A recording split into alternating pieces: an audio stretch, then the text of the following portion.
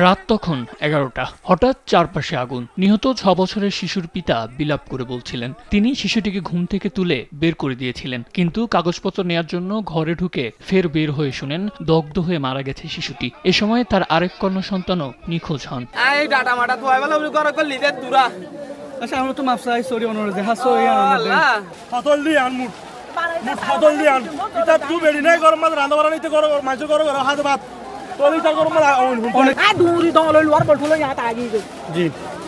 যখন আগে গই আমার সাফার মাঝিয়ে এঙ্গুলো করে কিসকিসা দুয়া মাঝিয়া মারি টিকা দুই দিয়ে আমাদের অনেক টাকা বলি আয় এত কেলে পানি ধোয়া নিয়ে পানি দুগুর করে পানি মারি। এই অগ্নিকাণ্ডকে নিছক দুর্ঘটনা নয়, ষড়যন্ত্র করেই ধরিয়ে দেওয়া হয়েছে বলে অভিযোগ সাধারণ রোহিঙ্গাদের। 26 নং ক্যাম্প ইনচার্জ আব্দুল হান্নান জানান 65টির মতো ঘর পুড়েছে, তবে সেখানে অনিবন্ধিত রোহিঙ্গাদের ঘরও রয়েছে।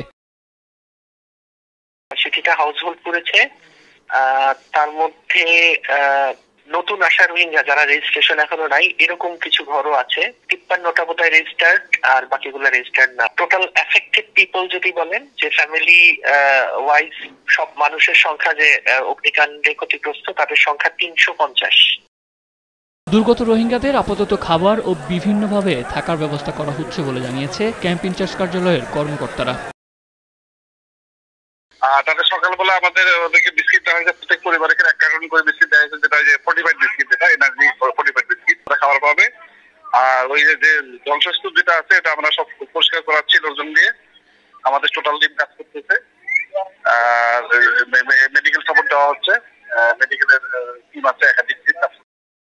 এর আগে গেল বছরের 24 ডিসেম্বর উখিয়ার 1W রোহিঙ্গা ক্যাম্পে আগুনে পুড়ে যায় 6 শতাধিক ঘর। এতে শিশুসহ নিহত হয়েছিল আরও 2 জন। নিউজ ডেস্ক, দেশ টিভি।